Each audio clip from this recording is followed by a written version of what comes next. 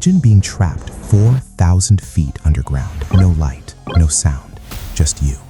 And the crushing weight of 1 billion tons of rock above you. In the next 6 minutes, you'll witness 4 true stories of explorers who descended into the Earth's darkest places and never came back. These aren't just cautionary tales. These are the most chilling cave deaths ever documented, step by step. The deepest descent. Sergei Kozeyev, November 1st, 2020. Sochi, Russia. 37-year-old Sergei Kozeyev packed his climbing gear, kissed his family goodbye, and told them he was going on a short hiking trip. He lied. His real destination? Verovkina Cave, the deepest cave on planet Earth, over 7,000 feet straight down, deeper than 6 Empire State Buildings stacked on top of each other.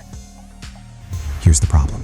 Sergei had only been caving twice in his entire life. Professional teams take 7 to 10 days to safely navigate Verovkina. They bring hundreds of pounds of equipment, multiple backup systems, and constant communication with the surface. Sergei brought a rope, a headlamp, and YouTube tutorials. On day 1, he rappelled into the abyss. The first drop alone was over 300 feet. At 1,000 feet down, temperatures plummeted. He set up camp on a narrow ledge, ate cold rations, and documented everything in his journal. By day 3, Sergei had descended over 3,000 feet alone. Then he encountered an ice-cold underground lake. Without a wetsuit, exhausted and hypothermic, Sergei attempted to swim across. He never made it to the other side. When rescue teams finally located his body months later, his journal revealed his final words. "I know this is dangerous, but I need to prove I can do this." The deepest cave on Earth became his tomb. The professional's nightmare. Peter Jorger. You might think, okay, but professionals don't make those mistakes, right? Wrong.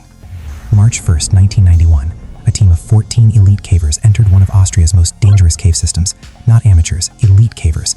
Decades of combined experience. To reach their destination, they had to navigate 115 vertical drops, squeeze through water-filled passages barely wider than their bodies, and cross underground rivers in total darkness. Every single person on that team knew the risks. Then a critical moment happened. Peter Jorger, one of the most experienced members, was descending a vertical shaft. His rope system was perfect. His technique was flawless. Then a single loose rock shifted. A gust of air, a momentary loss of balance. Seconds later, Peter was found unconscious in freezing water 400 feet below the surface. Despite immediate CPR from his team, experts trained in cave rescue, Peter couldn't be saved. The cave system didn't care about his experience. It didn't care about his skill. One mistake. That's all it takes. The photographer's last climb. Ayan Alasamik.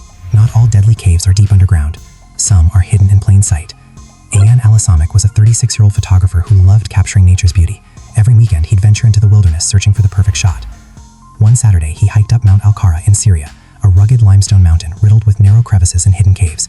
He wasn't a professional climber. He didn't bring climbing gear, just his camera, his phone, and his sense of adventure. Around noon, his family received a brief phone call. Ayan sounded off, stressed. He said he'd gotten himself into a bit of a situation, but would be fine. Then the line went dead. Hours turned into a frantic search. When rescue teams finally located him, they found something horrifying.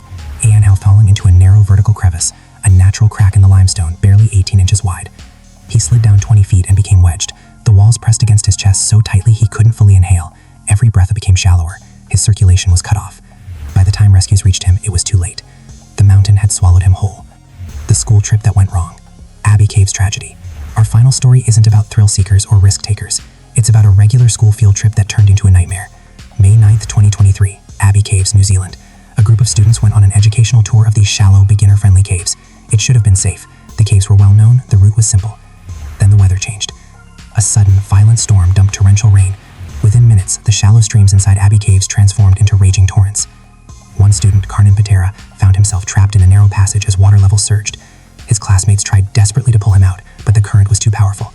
Rescue teams arrived hours later, but by then the water had risen too high. Karnan never made it out. The tragedy shocked New Zealand.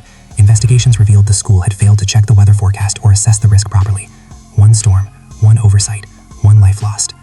Sergei Kozeyev, Peter Jorger, Ayan Alasamik, Karnan Patera. 4 different people, 4 different caves. One deadly lesson. Nature doesn't forgive mistakes. Caves are not theme parks. Mountains are not photo opportunities. And experience doesn't always guarantee survival. If you want more true stories of human endurance, survival, and the deadly power of nature told step by step, hit subscribe. And let us know in the comments, which extreme location should we cover next?